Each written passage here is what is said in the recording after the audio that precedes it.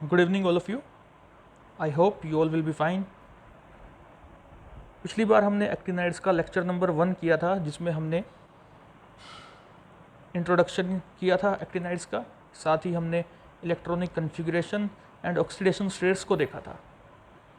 Complete chart भी हमने किया था। तो आज उसी के आगे शुरू कर रहे हैं एक्टिनाइड्स का थर्ड पॉइंट, आयोनाइजेशन एनर्जी। कुछ इंपॉर्टेंट पॉइंट्स आएंगे और जब वो आएंगे तो मैं बता दूंगा आपको, ठीक है। तो पहले देखते हैं ionization energy. Actinides have low ionization energies than lanthanides. देखिए, आपको पता है जब हम ऊपर से नीचे की तरफ जाते हैं, डाउन द ग्रुप, आपको पता है कि साइज बढ़ता है और आयोनाइजेशन एनर्जी कम हो जाती है। तो लेंथेनाइड्स के नीचे एक्टिनाइड्स आते हैं, ठीक है। So low ionization energy then lanthanides. This is because 5f orbitals of actinides penetrate less into the inner core of electrons। 5f जो ऑर्बिटल होता है, ये मान लीजिए न्यूक्लियस है, ये 5f है, तो ये अंदर की तरफ होने की बजाय थोड़ा बाहर की तरफ जाता है, एक्सटेंड होता है बाहर की तरफ। So it penetrate less into the inner core of electrons and hence more shielded from nuclear charge. यानी न्यूक्लियस से थोड़ा दूर हो गया तो इसका मतलब इसकी शील्डिंग हो गई है कुछ हद तक, 4f के मुकाबले ज़्यादा शील्डेड हो चुका है ये।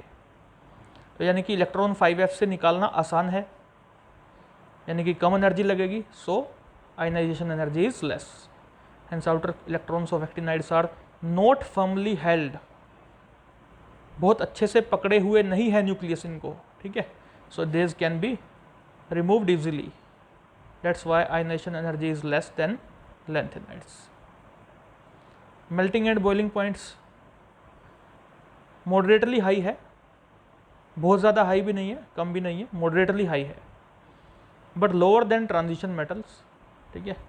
रेगुलर ट्रेंड कोई नहीं है। इसका जो वैल्यूज़ हैं, जो कॉलम है इसके बने हुए, जो चार्ट बना हुआ है, वो आपकी बुक में आप देख सकते हो। याद नहीं करना, आप देखने के लिए एक बार नज़र डाल सकते हो कि किसकी क्या वैल्यू है, ठीक है। Not so important because no regular trend is there. Density first increase करती है देन डिक्रीज करती है। जनरली हम कहते हैं अमेरिशियम की और थोरियम की डेंसिटी कम होती है, बाकियों की उनसे ज़्यादा होती है, ठीक है। Heat of fusion and heat of vaporization. Heat of fusion आपको पता है, जैसे वाटर की बात करें तो आपको पता है 0 डिग्री पर वो फ्रीज़ करता है और 0 डिग्री पर ही आइस जो है सॉलिड फॉर्म से मेल्ट होके लिक्विड फॉर्म में आ सकती है। तो उस दौरान भी कुछ हीट का एक्सचेंज हुआ, हीट लगी है वहाँ पर उस प्रोसेस में, लेकिन टेम्परेचर सेम रहा, तो वहाँ पर फ्यूज़न को बोलते हैं हीट ऑफ फ्यूज़न, ठीक है। उस हीट को बोलते हैं heat of fusion. Hidden heat जो होती है, लेटेंट हीट होती है, ठीक है। इसी तरह से heat of vaporization, 100 degree centigrade पे आपको पता है वाटर गैस बन सकता है, बट टेम्परेचर उस वक्त 100 डिग्री ही रहेगा। So the heat involve in that step और the energy involve is called heat of vaporization. तो इनकी हीट ऑफ फ्यूज़न या हीट ऑफ वेपराइजेशन अगर देखी जाए तो वो डिक्रीज़ करती है थोरियम से अमेरिशियम तक।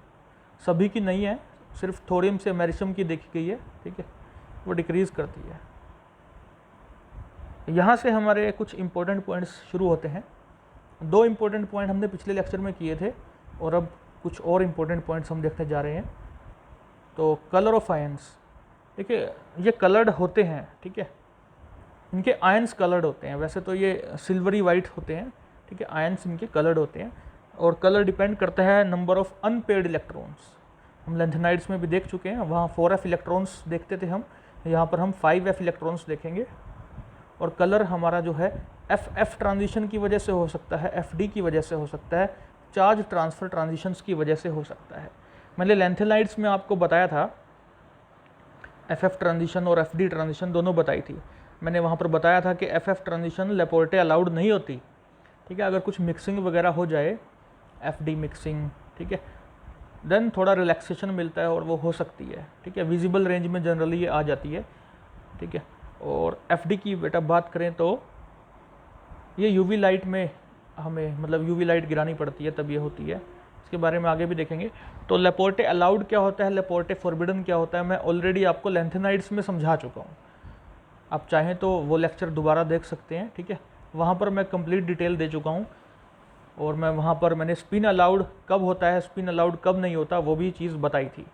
चार्ज ट्रांसफ़र में क्या होता है कि लिगेंड से मेटल को चार्ज ट्रांसफ़र हुआ, या ये कह लीजिए कि एक एटम से जो कि कम एनर्जी में है इलेक्ट्रॉन, वहाँ उसको एनर्जी मिली और वो मेटल के पास चला गया या हायर ऑर्बिटल में चला गया, ठीक है। इस तरह की ट्रांजिशंस होती हैं। अब देखिए इसको और आगे ले जाने की कोशिश करते हैं। 5f orbitals are more exposed than 4f orbitals, hence there is more interaction of 5f orbitals with ligands in actinides in comparison to lanthanides. FF transitions of actinides are 10 times stronger and 2 to 3 times broader than those of lanthanides. देखिए मैं आपको ये चीज़ explain कर देता हूँ। यहाँ पर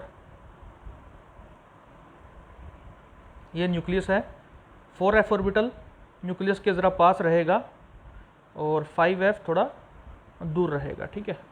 तो हमने बोला कि देखिए 4f और 5f, इससे भी हमें अंदाज़ा लग रहा है कि 5 वाला बाहर की तरफ होगा, ठीक है, और 4 वाला जो है थोड़ा न्यूक्लियस के पास होगा, यहाँ से पता चल रहा है।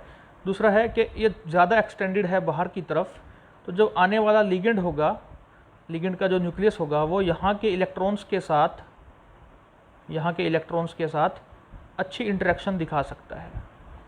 जब हमने लैंथेनाइड्स पढ़ा था तो हमने देखा था कि 4f डीप बरिड होता है, अंदर की तरफ होता है, तो लिगेंड की इंटरेक्शन इनके साथ हो नहीं पाती, ऑर्बिटल मोशन जो है क्वेंच्ड नहीं होता, ठीक है। लेकिन यहाँ पर कुछ क्वेंचिंग दिखाई देगी आपको, एक्टिनाइड्स में क्वेंचिंग होगी, क्योंकि देखिए 5f ऑर्बिटल्स की लिगेंड के साथ कुछ इंटरेक्शन होगी। तो दोबारा देख लीजिए इसको अब, मोर एक्सपोज्ड देन 4f ऑर्बिटल्स, कौन? 5f ऑर्बिटल्स ज़्यादा बाहर की तरफ है। So there is interaction of 5f orbitals with ligands in comparison to lanthanides. Ligands की इंटरेक्शन का मतलब है लिगेंड का जो न्यूक्लियस है उन इलेक्ट्रॉन्स पर प्रभाव डाल रहा है जो कि 5f में है, ठीक है, उनको खींच रहा है अपनी तरफ, उनका ऑर्बिटल मोशन कम कर रहा है। इसी को बोलते हैं क्वेंचिंग। क्वेंचिंग यानी उसके ऊपर एक दबाव पड़ रहा है, ठीक है। FF transitions of actinides are 10 times stronger, 10 गुना ज़्यादा स्ट्रोंगर है ये ट्रांजिशंस, ठीक है। इसीलिए इनका जो पीक भी आता है वो ब्रॉड आता है, क्योंकि इंटरेक्शन हो रही है, ठीक है। मैं पीक का भी आपको एक्सप्लेन कर देता हूँ।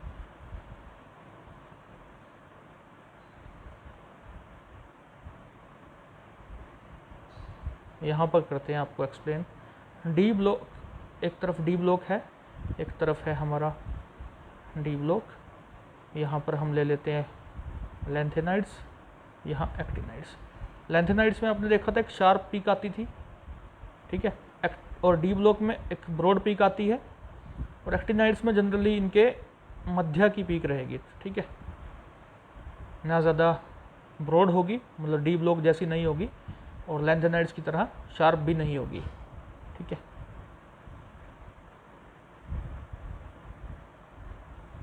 तो देखिए 10 टाइम्स स्ट्रोंगर है और ब्रॉडर भी है, 2 to 3 टाइम्स ब्रॉडर है than lanthanides. Light of higher wavelength और lower energy is required for FF transition, ठीक है। कम एनर्जी की चाहिए हमें, विजिबल रेंज में ये दिखाई दे देता है FF ट्रांजिशन, क्योंकि हम विजिबल लाइट को ही देख सकते हैं। 5F to 6D ट्रांजिशंस जो है देखिए UV रीजन में जाएंगी, हाई एनर्जी वाली में कलरलेस होती हैं। अगला पॉइंट भी काफ़ी इंपॉर्टेंट है, मैग्नेटिक प्रॉपर्टीज़। ये मैंने लगभग आपको एक्सप्लेन कर ही दिया है कि डी ब्लॉक एलिमेंट्स में ऑर्बिटल मोशन जो है क्वेंच्ड बाय लिगेंड्स, ठीक है, लिगेंड्स इंटरेक्ट कर जाती हैं डी ब्लॉक में और उसकी वजह से क्वेंचिंग होती है, दबाव पड़ता है, ऑर्बिटल मोशन क्वेंच हो जाता है, ठीक है। तो उनकी जो ऑब्जर्व्ड मैग्नेटिक मूवमेंट है वो केवल स्पिन वैल्यू की रह जाती है, केवल स्पिन वैल्यू, ऑर्बिटल वैल्यू जो है वो ज़ीरो कर दी जाती है, क्योंकि क्वेंचिंग इज़ देयर, ठीक है। Fifth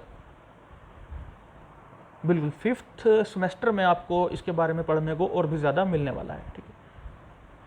in lanthanides 4f orbital is deep buried, आपको बताया मैंने 4f न्यूक्लियस के ज़्यादा पास होगा, शील्डेड फ्रॉम लिगेंड्स, लिगेंड्स से शील्डेड होगा, ठीक है, न्यूक्लियस से शील्डेड नहीं है, न्यूक्लियस तो खींच रहा है उसको अपने पास, लिगेंड्स उसके पास नहीं अप्रोच कर सकती, तो वहाँ पर स्पिन ओनली वैल्यू नहीं होगा, केवल स्पिन प्लस ऑर्बिटल मोशन दोनों होगा। तो formula mu S plus L आप देख चुके हैं पहले भी, √4s into S plus one plus L into L plus one, lanthanides में मैंने कराया था। अब बात करते हैं कि एक्टिनाइड्स में क्या है। इसमें देखिएगा 5f orbital is exposed to ligands, ठीक है। तो लिगेंड की फील्ड के साथ या लिगेंड के न्यूक्लियस के साथ इनकी इंटरेक्शन होगी। किनकी इंटरेक्शन होगी? जो 5f में ऑर्बिटल्स में इलेक्ट्रॉन्स है वहाँ इंटरेक्शन होगी। तो क्वेंचिंग पूरी तरह से तो देखने को नहीं मिलती, लेकिन पार्शियल क्वेंचिंग यहाँ पर हो जाती है। वो भी केवल अर्लियर एक्टिनाइड्स में होती है, जो शुरुआती 5-6 एक्टिनाइड्स हैं, ठीक है, उनमें होती है। नीचे के जो एक्टिनाइड्स एलिमेंट्स हैं वो लगभग लेंथेनाइड्स की तरह बिहेवियर दिखाते हैं। अपर एक्टिनाइड्स जो हैं वहाँ पर 5f ऑर्बिटल जो है न्यूक्लियस से दूर होता है, ठीक है। एनर्जी कम लगती है, आयनाइजेशन एनर्जी, इलेक्ट्रॉन्स आसानी से निकाले जा सकते हैं। अगर निकाले जा सकते हैं तो ऑक्सीडेशन स्टेट भी ज़्यादा होंगी। पहले लेक्चर में आपको बता चुका हूँ, रिपीट कर दिया मैंने, ठीक है। इसीलिए अर्लियर एक्टिनाइड्स जो है +6 +7 तक भी ऑक्सीडेशन स्टेट्स शो कर रहे थे। आप पहला लेक्चर देख सकते हैं, ठीक है। Magnetic movement of tri positive actinides is lower, याद रखिएगा लोअर आती है, ठीक है, then the tri positive lanthanides. तो यहाँ पर क्योंकि कोई करेक्ट फॉर्मूला हमारे पास नहीं है, ठीक है, देखिए मैं दोबारा बताता हूँ आपको। डी ब्लॉक में तो स्पिन ओनली वैल्यू देखेंगे आप, और लेंथेनाइड्स में ये फॉर्मूला रहेगा। एक्टिनाइड्स का कोई करेक्ट फॉर्मूला हमारे पास नहीं है क्योंकि पार्शियल क्वेंचिंग इज देयर। दूसरी बात है टेम्परेचर का भी इसकी मैग्नेटिक मूवमेंट पर फर्क देखने को मिलता है। एक्टिनाइड्स की जो मैग्नेटिक मूवमेंट है टेम्परेचर पर डिपेंड करती है। Ionic radii similar to lanthanide radii या lanthanide contraction we can say about the actinide contraction, ठीक है। हम इसको एक्सप्लेन कर सकते हैं बिल्कुल उसी तर्ज पे जैसे हमने लेंथेनाइड्स को एक्सप्लेन किया था। Steady small decrease in ionic size और atomic size of the actinide elements with increase in atomic number, ठीक है, इज कॉल्ड एक्टिनाइड कॉन्ट्रैक्शन। मैंने बताया लास्ट के जो एक्टिनाइड्स हैं, शुरुआत के 5-6 को छोड़ दे तो वो बिल्कुल लेंथेनाइड्स की तरह बिहेव करते हैं, ठीक है। वहाँ पर 5f ऑर्बिटल पर न्यूक्लियस की पकड़ बढ़ने लगती है एटॉमिक नंबर के साथ बढ़ने के साथ, क्योंकि इफेक्टिव न्यूक्लियर चार्ज बढ़ने लगता है। तो 5f ऑर्बिटल पर पकड़ बंधेगी, उसको न्यूक्लियस अपनी तरफ बांधेगा या खींचेगा, तो साइज में कहीं ना कहीं हमें कॉन्ट्रैक्शन दिखाई देगी, जिसको हम एक्टिनाइड कॉन्ट्रैक्शन का नाम देते हैं।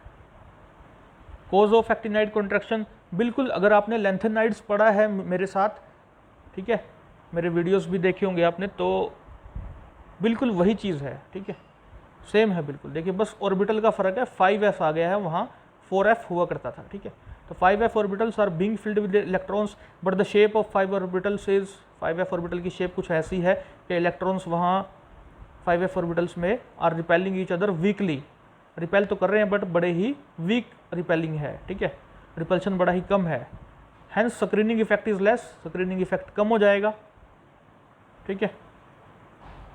Due to this effective nuclear charge increases, यानी कि न्यूक्लियस अपना रोल प्ले करेगा, वो ऑर्बिटल्स को अपनी तरफ अट्रैक्ट करेगा।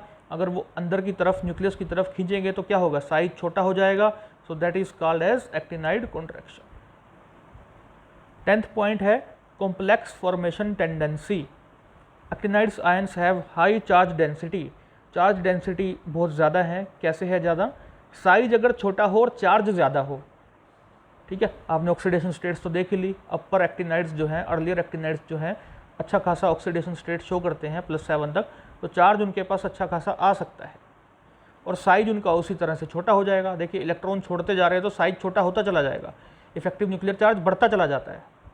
तो साइज छोटा है और हाई चार्ज है, so that is called as high charge density.